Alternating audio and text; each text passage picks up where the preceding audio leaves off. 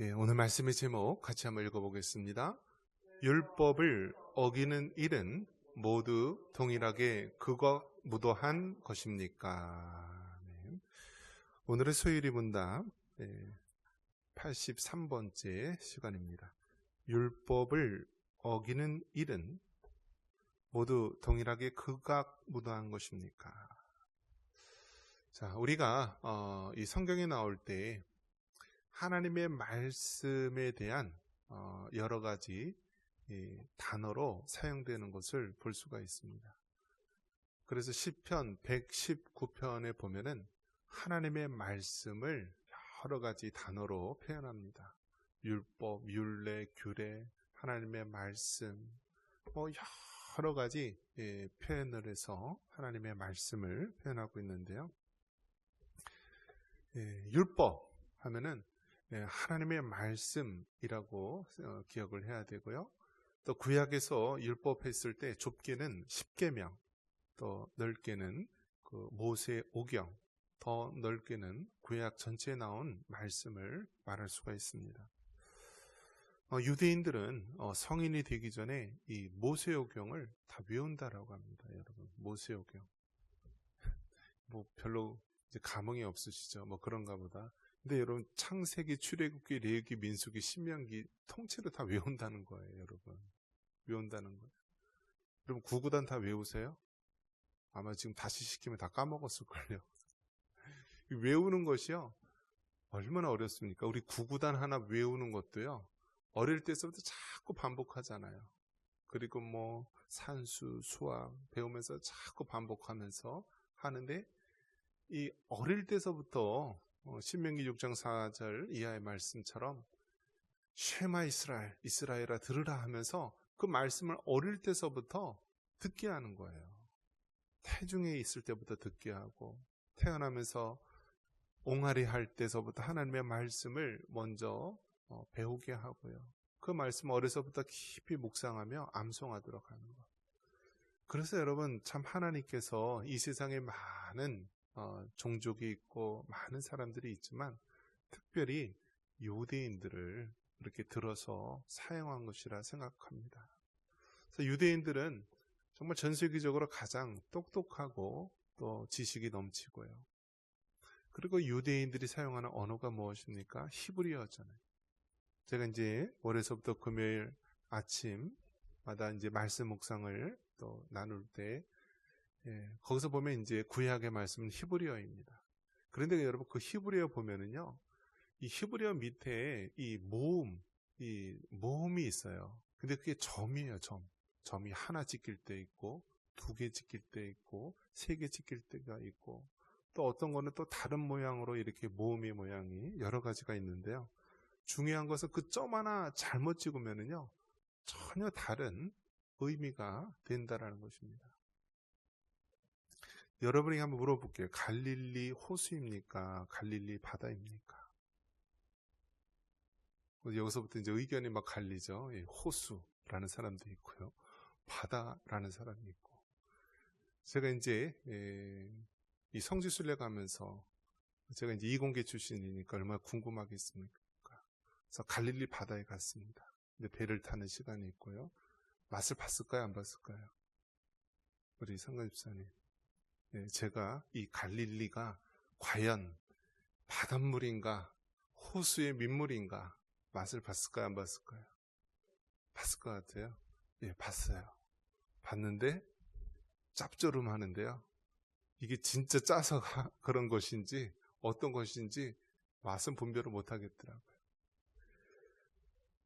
이 히브리어에서는 이 컵에 있는 물하고요, 갈릴리에 있는 호수하고요, 지중해나 태평양에 있는 바다하고 똑같이 단어로 쓰여요. 물. 그러니까 여러분, 얼마나 어렵습니까? 그 말 자체가요. 이 단어 자체가 굉장히 어려운 거예요. 이번에 노벨 문학상을 받은 한강에 보면은 원래 한국에서 책으로 나왔을 때 몽고반점이에요. 몽고반점. 이걸 영어로 어떻게 번역해요, 여러분?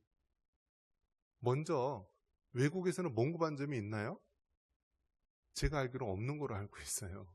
몽고 반점이 어렸을 때 태어나면 엉덩이에 지도 모양처럼 얼룩얼룩한 게 몽고 반점이고 크면서 없어지잖아요.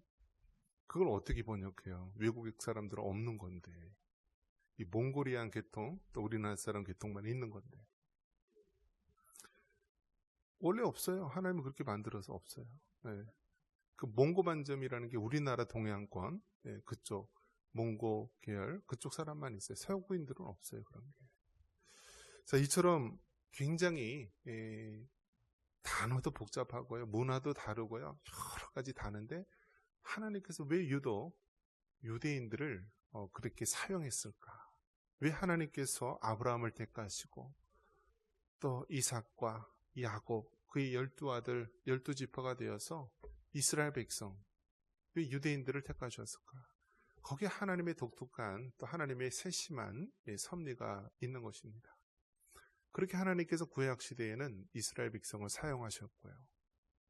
또 아브라함의 자손, 그 아브라함의 자손 다윗의 자손을 통하여 바로 인류의 구원자 예수님이 이 땅에 오시게 하셨는데요. 바로 예수님도 유대인이었고 예수님의 12제자도 유대인이었고 초대교회 때 복음을 전파한 모든 사람들이 다 유대인 아닙니까? 그러니까 유대인만의 독특하게 하나님이 사용하시는 그런 방법이 있습니다.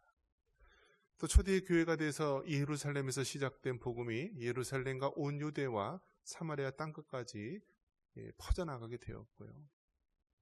전 세계는 로마로 통한다라는 말이 있듯이요. 이 로마가 복음이 이제 국교 이제 공식으로 인정이 되면서요. 모든 지역에 복음이 증거되게 합니다. 그런데 세월이 흘러서 100년, 200년, 500년, 1000년, 1500년 되다가 이 교회가 점점 이제 교황 중심, 사람 중심의 교회로 퇴색하게 되다 보니까 결국 종교 개혁이 일어나게 되죠. 그러면서 종교 개혁 이후로 이 복음이 영국, 이제 네덜란드, 그 다음에 미국 그렇게 번지게 되면서 중세에 시작됐던 이 복음이 이제 근세에는 미국을 중심으로 한 그런 복음 전파가 이루어지고요. 우리나라에서도 1885년 언더우드 아펜젤러 이러한 선교사님들이 본격적으로 들어오면서 가난한 동방의 나라 우리에게도 복음이 증거됩니다. 그런데 지금 현실 어떻습니까? 우리나라가요 정말 아주 세계에서는요 시험 대상이에요. 시험 대상. 왜 시험 대상일까요? 똑같은 한 민족인데 저 북녘 사람은 어떻습니까? 전 세계에서 가장 가난하고 또 그 나라는 기독교를 가장 박해하는 나라로 되어버렸고요. 똑같은 민족, 똑같은 혈통인데 남쪽은요.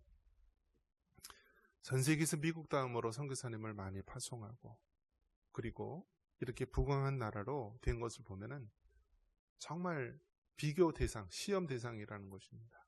근데 중요한 것은 무엇이죠? 저 북녘 땅은 복음, 그 기독교를 박해하는 거였고요. 이 남한은 이 복음을 계속해서 온 세계에 전파하면서 사명을 감당한 그 차이밖에 없는 것입니다. 그렇기 때문에 여러분 정말 이 미국이나 서구에서 보면은 이 남한에 대해서 특히 미국 사람들은 남한에 대해서 굉장히 귀중하게 여긴다라고 합니다. 자, 이처럼 이 구약 시대에서는 하나님의 말씀, 이 말씀을 귀중히 여기고 유대인들을 택하셨는데 유대인들이 하나님의 말씀을 저버리는 악행을 범하게 됩니다. 그럼 여러분에게 한번 물어보겠습니다. 죄를 알고 짓는 죄하고 모르고 짓는 죄하고 어느 죄가 더 클까요? 알고 짓는 죄가 큰 거예요. 예를 들어 살인이라 했을 때요. 살인이라고 했을 때 우발적으로 화가 나서 이렇게 살인하는 것하고요. 사전에 계획을 해서 그렇게 죄를 살인을 하는 거하고는요. 하늘과 땅 차이입니다. 그래서 우발적인 범죄냐 아니면 고의를 가지고 죄를 범했느냐. 성경도 마찬가지입니다. 하나님의 율법을 어긴다라고 하는 것은요. 하나님을 아는 자를 얘기하는 것이고 하나님을 아는 자가 하나님이 만드신 법을 어기는 것을 말하는 것입니다. 그러면 10계명이 총 몇 계명이죠, 여러분? 10계명이죠. 그러면 하나님과 사람 사이에 지켜야 될 계명이 총 몇 계명이죠? 4개의 계명, 1, 2, 3, 4계명이 하나님과 사람 사이에 지켜야 될 계명이고요. 그 다음에 5계명서부터 그 다음에 10계명까지는 사람과 사람 사이에 지켜야 될 계명입니다. 그러면 크게 두 부분으로 나눠서 1계명과 4계명, 5계명과 10계명 중에서 어떤 게 더 그 비중과 또 중요도가 클까요? 하나님 사이에 지켜야 될 계명이 더 클까요? 사람 사이에 지켜야 될 계명이 더 클까요? 하나님과 지켜야 될 계명이 더 큰 것입니다. 이 10계명 중에서도요, 먼저 하나님에 대한 계명을 우리가 지키는 것이 중요하다라는 거예요. 너는 나 외에는 다른 신들을 내게 두지 말라라는 1계명, 또 우상을 만들지 말라는 2계명, 하나님의 이름을 망령되이 일컫지 말라는 3계명, 안식일을 기억하여 거룩히 지키라는 이 4계명, 하나님과 사람 사이에 지켜야 될 계명이 더 중요하고요, 더 우선인 것입니다. 그리고 그 다음에 계명이 무엇이죠? 사람과 사람 사이에 지켜야 될 계명이다라는 사실입니다. 특별히 5계명은 부모를 공경하라. 그 다음에 6계명은 살인하지 말라. 그 다음에 7계명은 간음하지 말라. 8계명 도둑질하지 말라. 9계명 거짓 증거하지 말라.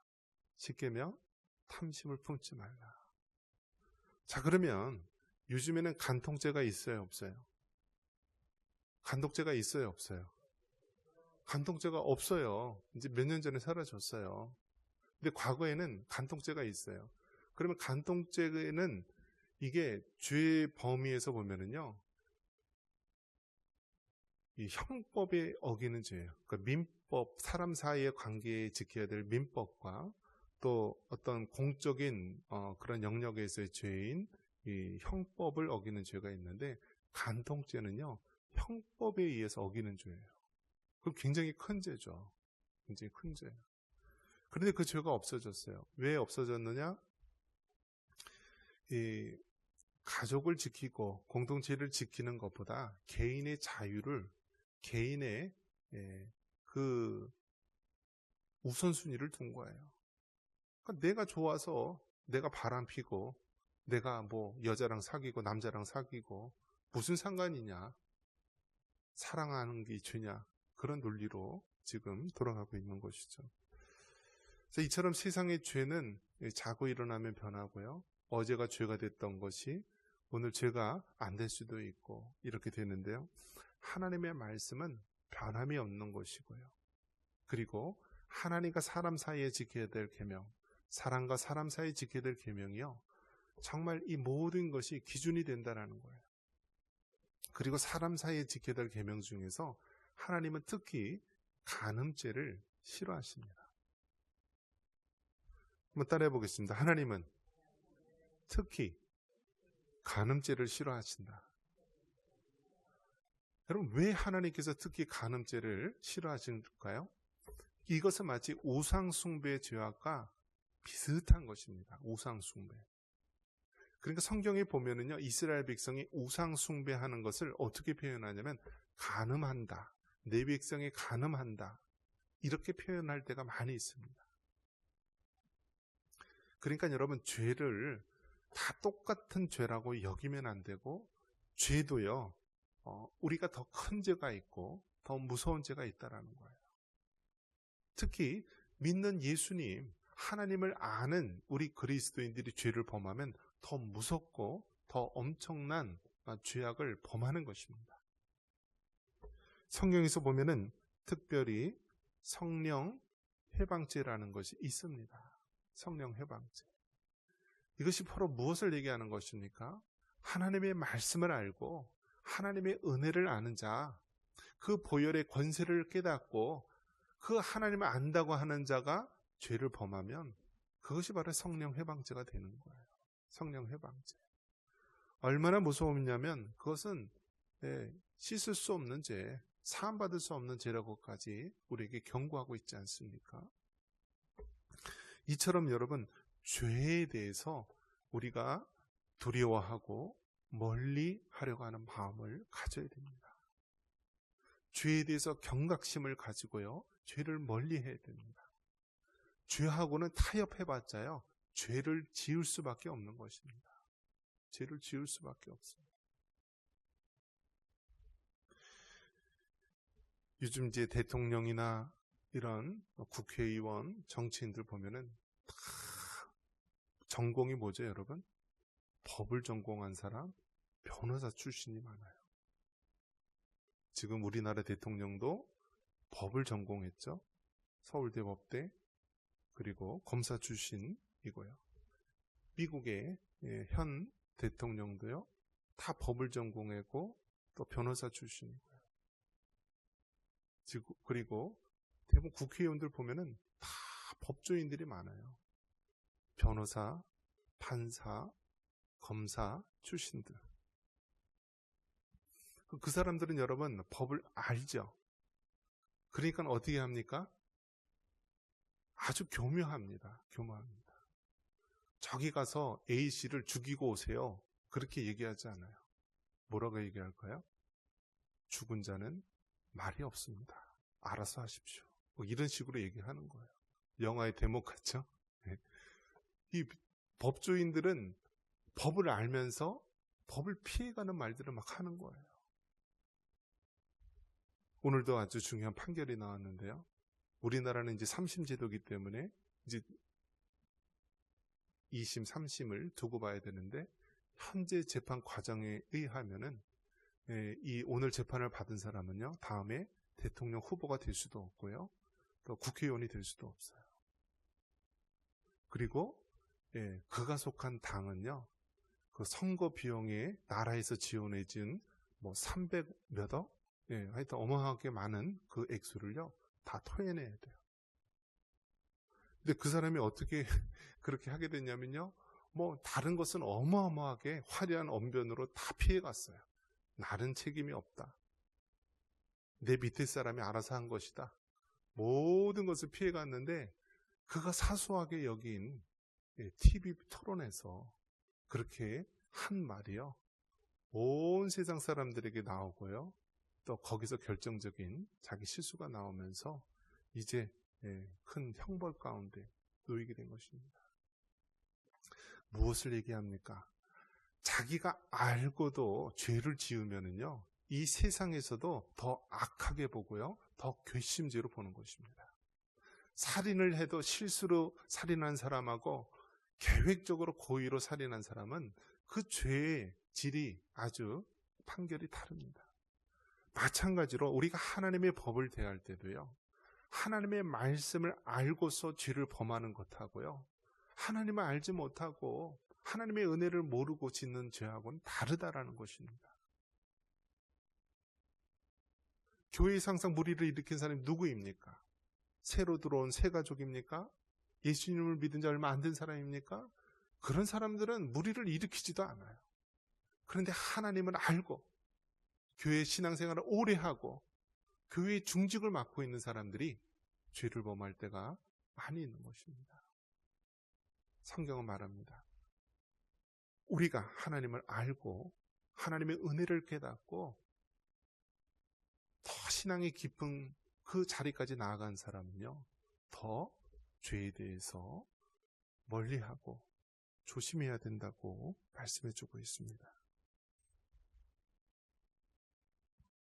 말씀을 믿습니다.